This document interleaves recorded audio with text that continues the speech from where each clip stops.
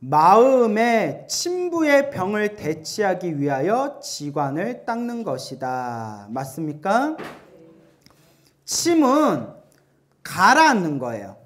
그냥 사람이 쭉 가라앉는 거예요. 부는 들뜨는 거예요. 업된다라고 하죠. 들떠 있는 거예요.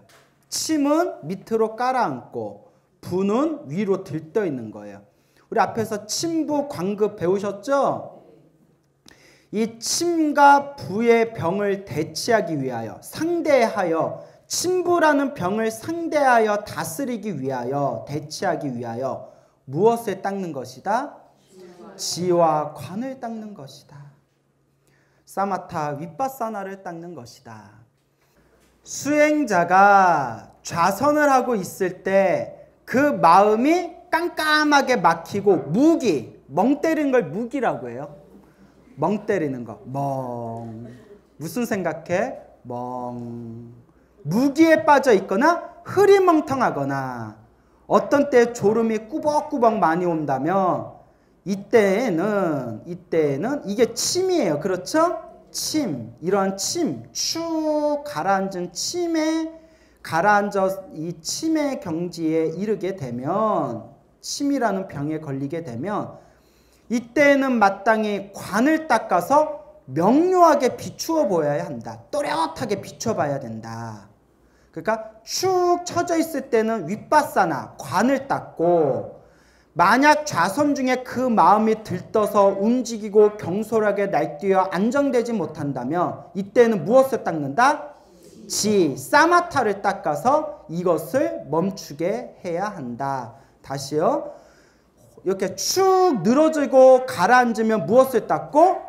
관, 윗바사나를 닦고, 들떠서 막 경솔하고 날뛰고 안정되지 않으면 무엇을 닦아야 된다?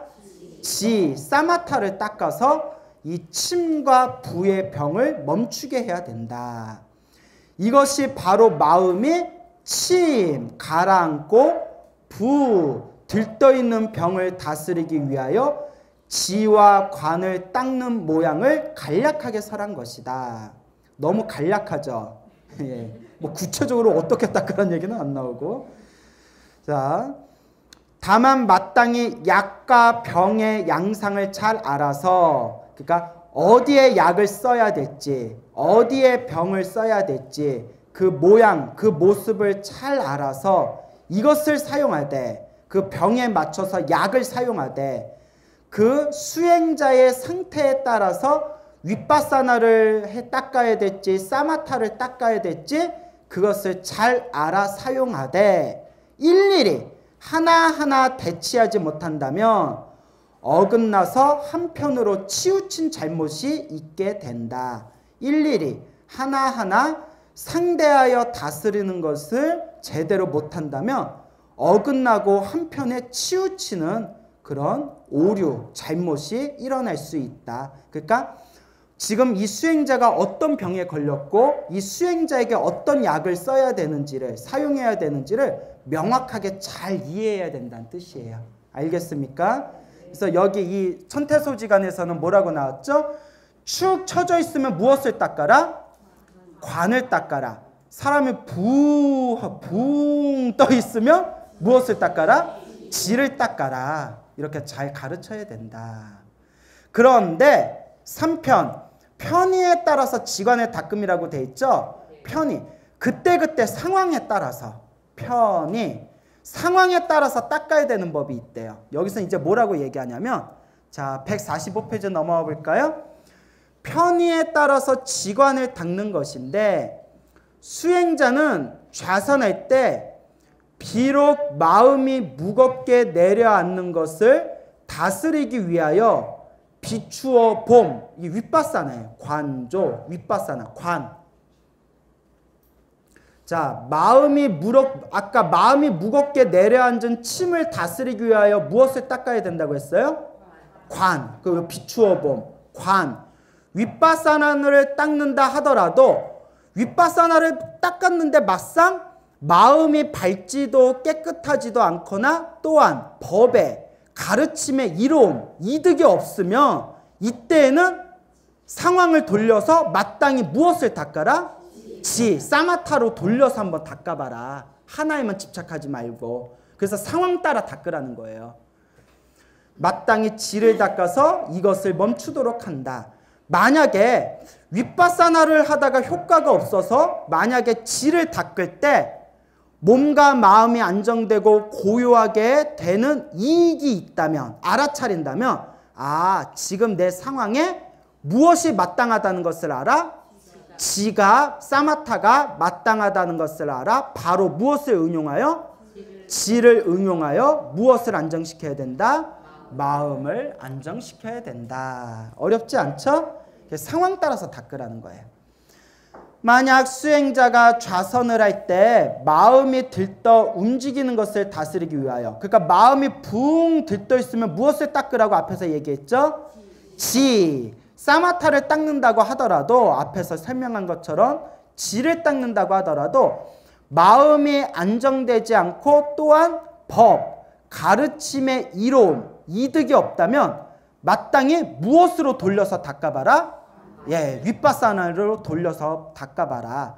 만약 윗바사나, 관을 닦는 가운데 정신이 맑고 깨끗하여지고 고요하고 편안하고 평온하게 됨을 알게 된다면, 아, 사마타를 지금 닦는 것보다 관, 윗바사나를 닦는 것이 더 적절하구나 라고 알고 바로 무엇을 닦아? 관을 닦아, 윗바사나를 닦아 사용하며 마음을 안정시키도록 한다. 이것이 그 편의에 따라서 지관을 닦는 양상을 간략히 설한 것이다. 그러니까 편의, 그때그때 상황에 편리한 방법에 따라서 사마타, 지를 닦을지 윗바사나 관을 닦을지 그 모양, 양상의 모양, 모습이란 뜻이에요. 그 모양을, 그 모습을 간략하게 설한 것이다. 다만 반드시 편히 그때그때 상황에 맞춰서 편리한 좋은 방법을 잘 관련시켜서 이것을 닦아야 정신이 편안하고 평온하게 되어 번뇌의 우환, 걱정, 근심이 쉬게 되고 모든 법문을 잘 증득할 것이다. 그러니까 하나에만 집착하지 말고 골고루 그때그때 상황에 맞춰서 잘 닦으라는 이야기예요. 알겠죠? 모든 법문을 증득할 것이다 라는 내용이 되겠습니다. 여러분들이 마음이 축 처지고 졸리고 마음이 처지고 무겁고 막 온몸이 막 내리눌리는 것 같으면 활발한 걸 해줘야 돼. 뭘 해줘야 된다? 활발한 거. 절을 해준다든가 큰 소리로 연부를 한다든가. 무슨 말인지 알겠죠? 막 이렇게 기운을 일으켜야 돼요. 그리고 근데 오히려 막 들떠 있는데 막 뭐가 벌벌 몸에 들떠 있는데 관세음보살 관세음보살 외치면 어떻게 해요? 몸이 쭉 들떠 있을 때는 고요한 걸 닦아야 돼요. 가만히 앉아 있거나 가만히 누워 있거나. 그리고 저는 제가 막 들떠서 얼굴이 막 뻘겋게 될 때 저 효과를 많이 본 게 조욕을 하니까 효과를 보다. 조욕. 족발 말고 조욕이 참 좋은 것 같아요. 조욕하면 한 20-30분 걸리잖아요. 조욕하면서 연불해도 되게 좋아요. 조욕하면서 마음을 이렇게 연불하다 보면, 자, 그래서 그때그때 상황에 맞춰서 닦아야 된다는 거예요. 알겠죠? 선정 중에 미세한 마음을 대체하고자 무엇을 닦는 것이다? 지관을 닦는 것이다. 선정 중에 미세한 마음을 대체하고자 지관을 닦는다. 선정이 무슨 뜻이라고 했어요? 고요한 몸과 마음의 상태라고 했죠. 아주 고요한 몸과 마음의 상태 중에 미세한, 우리가 평상시에는 쉽게 알아차릴 수 없는 무의식 중에 흘러가는 미세한 마음을 상대하여 다스리고자 지관을 닦는 것이다.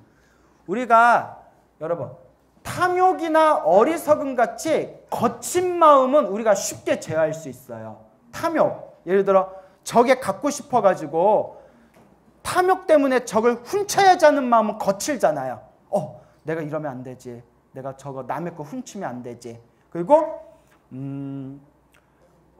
그 다음에 분노.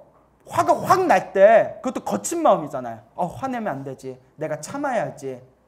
근데 내 무의식 중에 미세하게 쉽게 알아차릴 수 없는 마음은 우리가 쉽게 다스릴 수 있다 없다? 없어요. 그래서 때때로 우리가 명상 수행하다가 깜짝 놀랄 때가 있어요. 이렇게 선정에 들어서 고요한 몸과 마음의 상태에 싹 들어갔을 때 내 마음에 이런 것들이 있었네. 이런 걸 발견하게 돼요.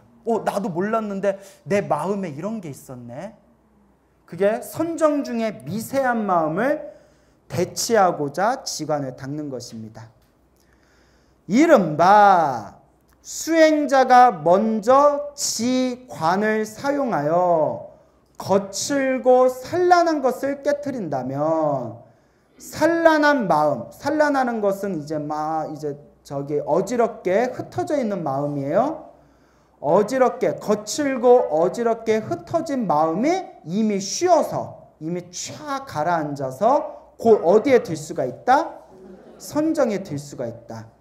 선정 가운데 마음이 미세한 까닭으로, 그러니까 정신이, 생각이 쫙 가라앉으면 그 고요한 선정 가운데 그 흘러가는 마음의 미세한 까닭으로 몸이 공하고, 여기서 몸이 공하고 할 때 요거는 허공 같고라고 해석해야 돼요. 몸이 뭐 같고? 허공 같고. 몸이 허공같이 텅 비고 고요하여 쾌락을 받는 느낌을 알아차리게 된다. 몸이 허공같이 온몸이 싹 녹아내리는 느낌이 들고 고요하면 어떤 마음이 일어날까요? 기쁜 쾌락의 마음이 일어나요. 진짜 지금 이 순간 깨고 싶지 않다, 이런 마음. 그래서 그러나 혹 이롭고 편함을 바라는 마음이 일어나서 그 미세한 마음으로서 편벽되고 잘못된 이치를 취할 수도 있다. 자, 문제는 몸이 허공 같고 고요하여 쾌락, 너무 행복하고 너무 좋다, 세상에서 지금 가장 내가 행복하다, 이런 느낌이 딱 생기는데, 이러한 이롭고 편안함을 바라는 그 마음이 일어나서 그 마음은 어떤 마음이라는 거예요? 미세한 마음이라는 거예요. 이 미세한 마음으로, 집착하는 마음으로 편벽되고 한쪽에 치우치고 잘못된 생각을 일으켜서 여기에 빠져들게 된다는 거예요. 그래서 어떤 내용이 나오냐면, 대승경전에 보면 보살이 선정에 심취하는 게 보살의 마장입니다 라는 구절이 나와요. 보디사트바가 깊은 선정에 이렇게 심취하는 거, 깊은 선정에 탐닉하는 거, 맛을 느끼는 게 보리살타의 마장입니다. 왜냐? 보리살타가 지금 앉아있을 새가 어디 있어요? 뭐 해야 되는데? 중생제도 해야 되는데 중생제도 안 하고 지금 동굴에서 뭐만 하고 있어요? 벽만 보고 선정만 닦고 좋아라, 뭐 중생들 죽든가 살든가, 난 이 순간 가장 행복해. 이게 보살의 마장이라는 거예요. 이게 대승경전. 근데 선정도 중요해요. 왜냐? 보살이 중생만 막 제도하다 보면 지치고 힘들고 짜증날 수가 있거든요. 아직 부처님의 경지가 아니니까. 그때 지치고 힘들고 괴로운 그 마음을 쉬어줄 수 있는 게 바로 무엇의 상태일까요? 선정의 상태예요. 그 두 개를 잘 운용해야 된대요. 무슨 말인지 알겠죠? 그래서 이 미세한 마음, 그러니까 선정에 들어갔을 때 고요하고 편안해서 그것에 집착하는 그 미세한 마음으로 우리가 잘못된 길에 들어설 수가 있다. 이것도 역시 지관으로 다스려야 된다는 거예요. 아직 여러분들 이런 경지에 못 들어가 보셨죠? 이제 들어가실 거예요. 예. 만약 선정의 마음이 그 거짓된 속임수임을 모른다면 반드시 탐하여 집착을 일으킬 것이다. 아까 말한 보살이 선정에 탐닉해서 중생을 제도하겠다는 원력을 놓쳐버리는 거예요. 그러니까 선정의 마음이 내가 이 선정에 탐착하고 집착하는 거게 그런 것 자체가 속임수라는 걸 꿰뚫어 봐야 된다는 거예요. 이거 속임수구나. 만약 쾌락을 받는 느낌을 탐하여 집착하면 그것을 실다운 것이라고 고집하게 된다. 이게 진짜다. 이게 진실이다. 라는 그런 어떤 집착되고 고집된 마음을 일으킨다는 거예요. 무슨 말인지 알겠죠? 그래서 이런 게 있어요. 선방에서 참선만 평생 하신 분들은 스님들이 밖에 나가서 신도들한테 뭐 아는 척하고 강의한다 하고 뭐 포교한다고 하고 그거 다 필요 없다고. 뭐가 최고라고? 절에 들어와서 다 벽 보고 앉아서 참선하는 게 최고라고 얘기하고, 또 이렇게 도심사찰에서 포교하고 전법하고 신도들 막 열심히 신도들과 함께 불교 포교를 널리 하시는 스님들 중에서는 저 선방에서 벽 보고 앉아있는 스님 저 뭐하고 있는지 모르겠어. 저 맨날 밤만 축내고 한국 불교 신도가 우두두두 낙엽 떨어지듯이 신도들이 떨어져 나가는데 저 세상 모르고 팔자 좋게 살고 있다고. 이제 서로가 서로 자기에 집착하고 있는 거예요. 뭔 얘기인지 알죠? 예. 그러니까 선방에서는 선방에서 공부하는 스님대로 훌륭하신 거고, 그렇죠? 그 다음에 도심포교에서 우리 불자들을 위해서 열심히 법을 전하시는 분들은 그분들대로 또 다 훌륭하신 거예요. 이 세상에 버릴 게 있다 없다. 가장 어리석은 사람이 내 것만이 최고다라는 사람이 가장 어리석은 사람이에요. 내가 하고 있는 것만이 최고다. 그게 가장 어리석은 겁니다. 그래서 세상에 버릴 게 있더라 없더라. 모기는 없어도 되지 않을까? 모기는 뭐에 쓰는 거예요 대체? 그래서 이렇게 내 마음에 속아가지고 내 것만에 탐하여 집착하고 그것이 실다운 것이다, 진실이다, 실제다라고 고집하면 된다 안 된다? 안 된다. 만약 그것이 거짓된 속임수이며 진실하지 않는다는 것을 안다면 곧 애착과 삿된 견해라는 두 가지 번뇌가 일어나지 않는다. 애착 동그라미. 애착 동그라미 했어요? 예, 삿된 견해 동그라미. 견해, 삿된 견해 동그라미 했어요? 자 보세요. 애착은 감정적인 번뇌예요. 감성적인 번뇌. 애착은 감정적인 번뇌예요. 예를 들어 우리가 바람 피면 번뇌잖아요. 그렇죠? 우리가 바람을 피면 번뇌인데 드라마에 이런 표현이 나오더라고요. 너 어떡해? 자꾸 그 사람한테 끌려. 그 친구가 미쳤어 미쳤어. 너 왜 이래? 정신 차려. 너 이성도 없어? 그러니까 이성은 잘못이라는 걸 아는데 내 감정이 나를 그냥 두질 않아. 뭐 이런 표현들이 있더라고요. 이게 애착. 이성이 아니라 감정적인 번뇌예요. 알겠죠? 예. 삿된 견해는 반대로 어떤 번뇌일까요? 예, 이성적인 번뇌예요. 어리석음의 번뇌예요. A를 A라고 알아야 되는데 A를 B라고 알고 있는 거예요. B를 B라고 알아야 되는데 C라고 잘못된 견해를 일으키는 거예요. 이게 애착과 삿된 견해라는 두 가지 번뇌예요. 애착과 삿된 견해를 완벽하게 소멸하신 분, 가장 완전하고 완벽하게 소멸하신 분이 바로 부처님이세요. 여러분은 애착과 삿된 견해 많죠? 예, 이제 자꾸 수행하면서 닦아 나가야죠. 이것을 무엇을 닦는다라고 한다? 지를 닦는다라고 한다. 또한 비록 지를 닦더라도 사마타를 닦더라도 마음에 오히려 애착과 삿된 견해, 앞에서 배웠죠? 애착, 삿된 견해, 이 두 가지 번뇌의 업보예요. 번뇌의 업보가 그치지 않는다면, 멈추지 않는다면 사마타를 닦는데도 애착과 삿된 견해가 자꾸 일어나요. 이때에는 마땅히 무엇을 닦아라? 관, 윗바사나를 닦아서 선정 중에 흐르는 그 미세한 마음, 평상시에 발견하지 못했던 그 미세한 마음을 잘 관찰해야 한다. 여러분들 우리 같이 명상하다 보면 30분 명상하다 보면 내 일어나고 사라지는 내 생각을 있는 그대로 알아차릴 때 내 마음이 이런 마음이 있었네, 이런 거 느낀 적 없으세요? 그래요. 그래. 졸지만 마. 그래요? 잠 잘 오죠? 어떤 분 그래요. 스님, 그 짧은 순간에 살짝 졸 때 제일 개운하대요. 그런 얘기 하신 분이 있더라고요. 너무 개운하대요. 그렇다고 너무 졸면 안 돼요.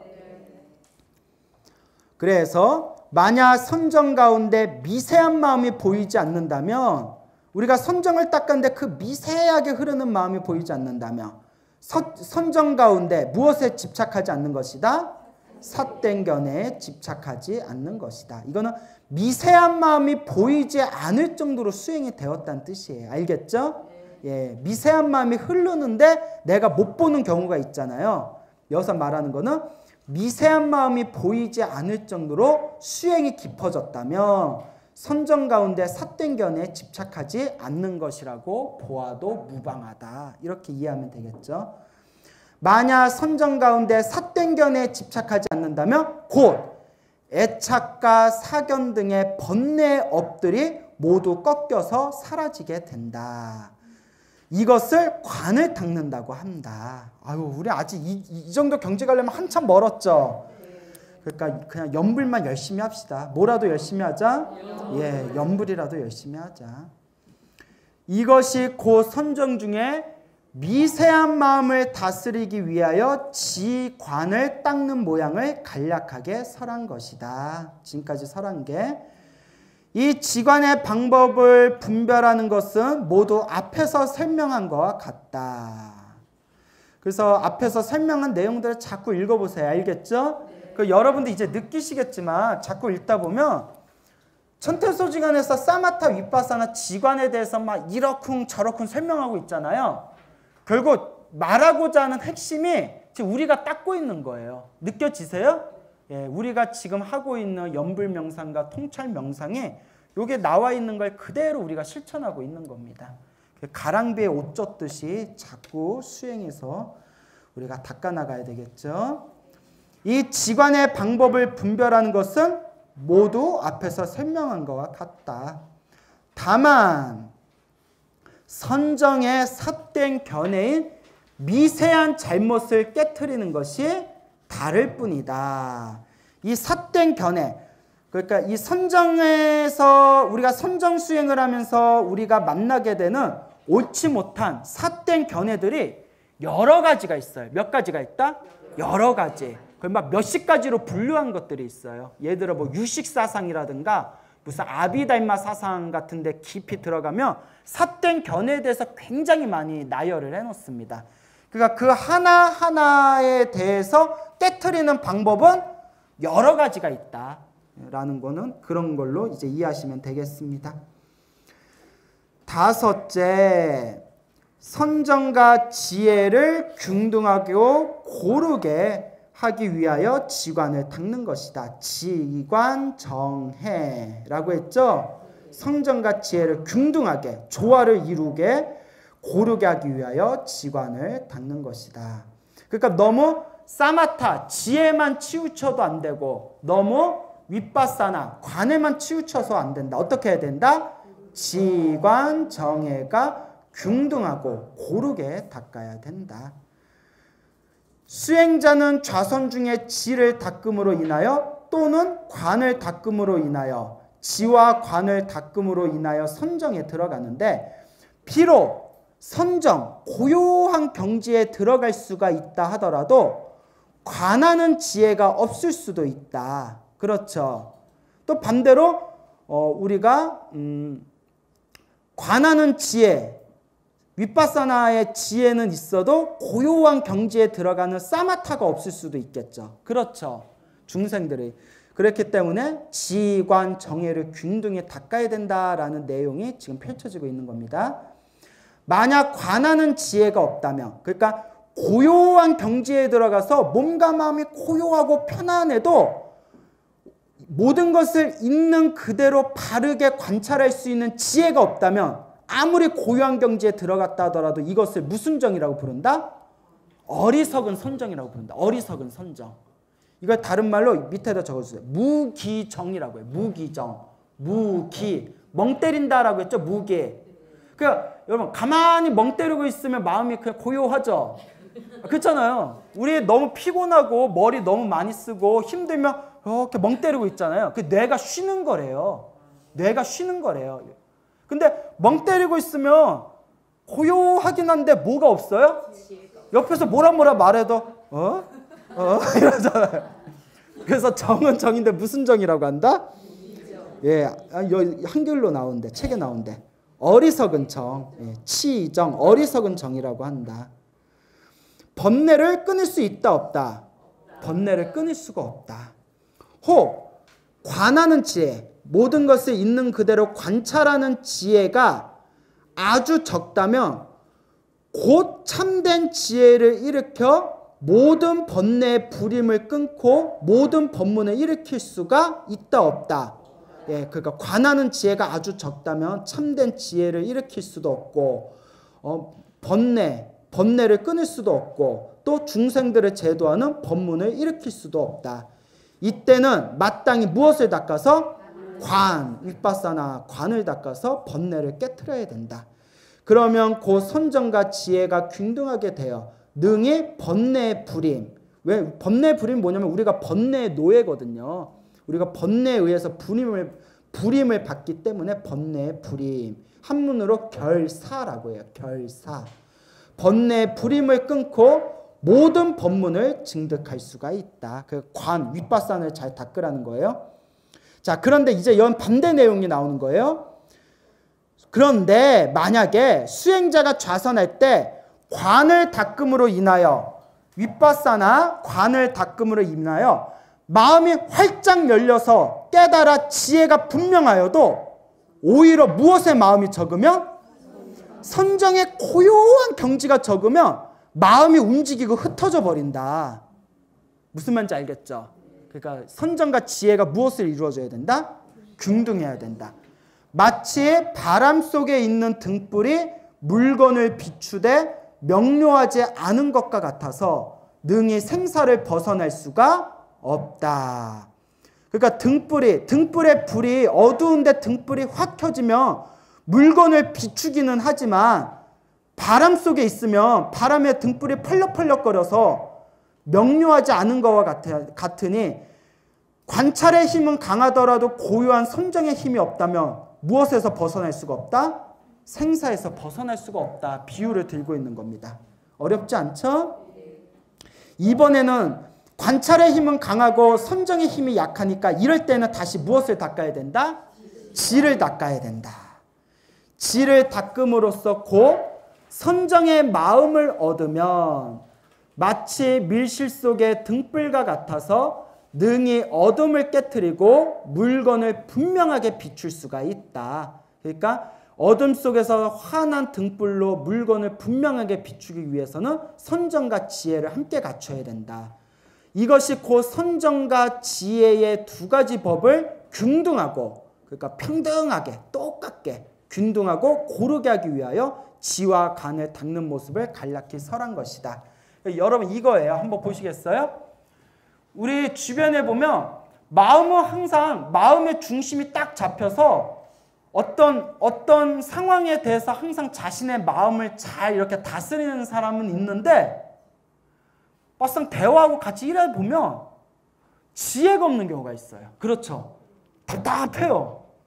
그 어떤 사람은 머리가 번쩍번쩍하고 아주 재치 있고 총명하고 지혜가 있는데 마음이 막 뒤쭉날쭉해요. 그런 사람들이 있어요. 그런 거 살아가면서 경험하신 적 있죠? 그러니까 우리 여기에서도 이제 이야기하는 게 스스로 나는 지혜는 좀 있는 것 같은데 요 마음이 많이 흔들린다 하면 좀 무엇을 더 많이 닦고? 사마타를 좀 더 많이 닦고. 나는 평소에 마음이 희로애락하게 쉽게 움직이지는 않는데 내가 좀 멍하고 내가 좀 지혜가 없다 하면 좀 무엇을 많이 닦아줘야 된다? 지혜, 관, 윗바사나 관을 많이 닦아줘야 된다. 수행자들 중에 뭐 예를 들어 단전호흡 같은 걸 열심히 하시는 분들이 있어요. 막 단전호흡을 열심히 해가지고 단전에 기가 생기고 몸에 막 기를 돌려가지고 막 이렇게 결과부자 있잖아요. 결과부자에서 몸에 막 기가 도니까 막 10시간씩 앉아있고 그런 사람도 있어요. 막 요가하고 단전호흡하는 사람 중에 막 눈이 막 펑펑 내리는 눈에 위통 벗고 막 3시간 동안 결과부자하고 이런 사람들이 있어요. 실제로 막 차력하는 사람들 있잖아요. 그런데 그런 어떤 단전호흡이나 기수행을 통해서 깊은 어떤 고요한 맛은 봤는데 대화를 하면 되게 말할 때 지혜가 없는 사람들이 있어요. 실제로. 그리고 또 우리 한국 불교에서도 뭐 누구 스님 옛날 다 돌아가신 분들이에요. 누구 스님 하면 참선 수행을 열심히 하다가 뭘 봤어. 번쩍하고 마음에 뭘 봤어요. 그래서 뭐 8만 대장경에 나와 있는 내용을 보지도 않고 자유자재로 나와요. 한 번도 읽었던 경전이 아닌데 누가 얘기해주면 그 내용은 무슨 내용이고 그 뜻은 무슨 뜻이다. 그냥 촥촥촥촥 나와요.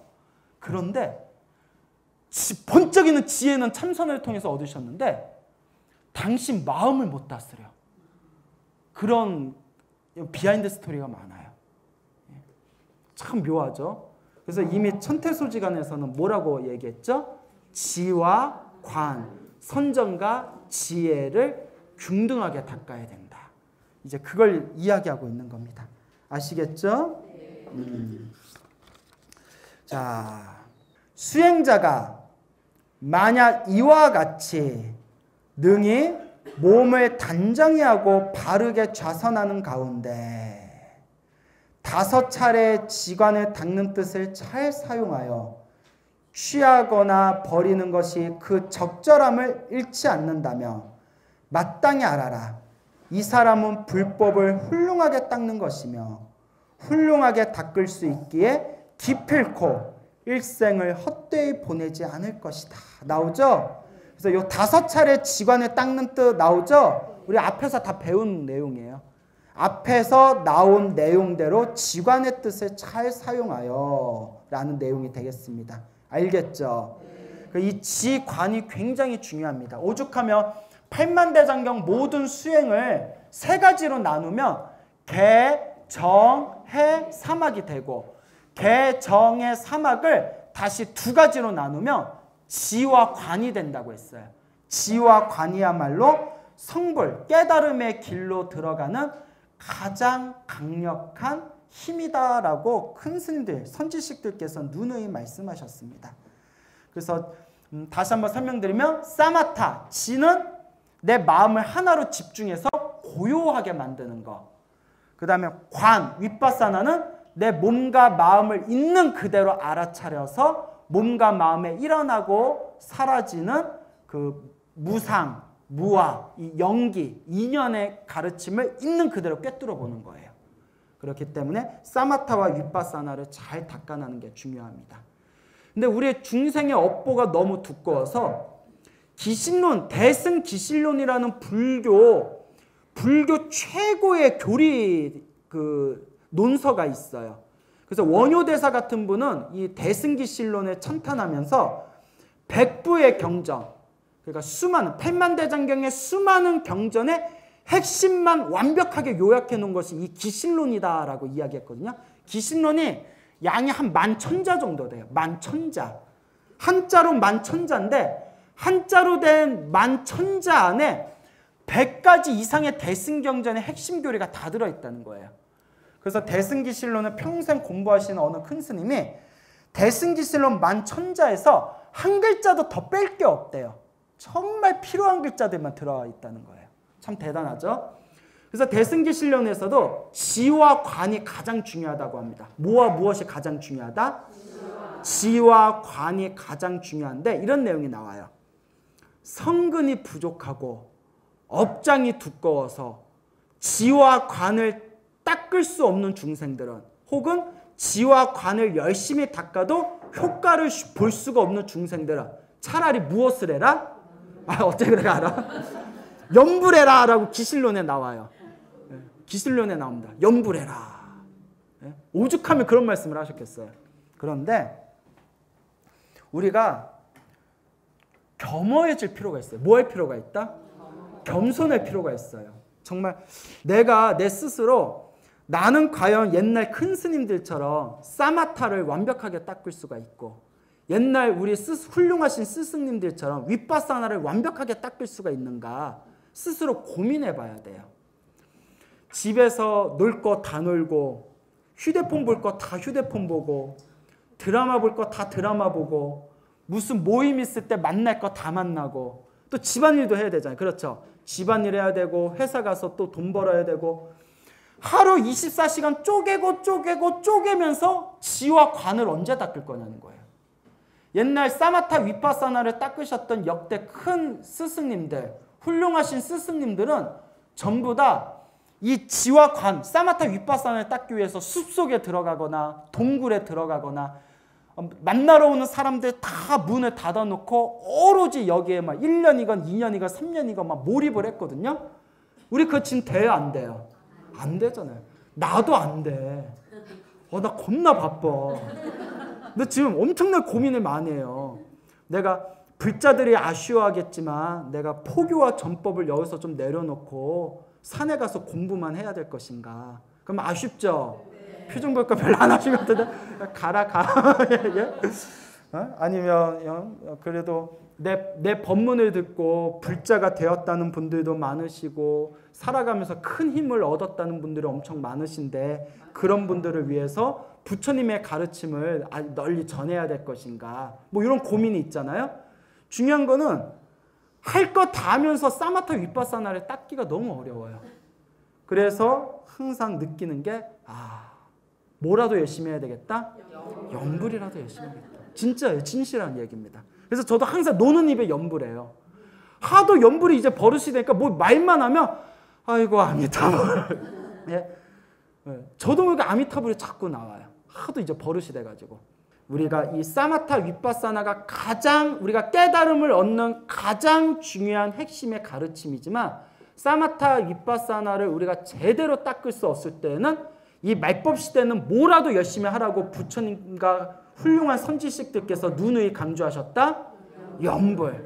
그러니까 아침에 눈 뜨면 저녁에 잠들 때까지 항상 노는 입에 뭐 해라? 염불해라 라고 제가 여러분들에게 누누이 강조의 말씀을 드리고 싶습니다. 알겠죠? 네. 자, 그러니까 열심히 염불합시다. 네. 예, 오늘 여기서 마치겠습니다.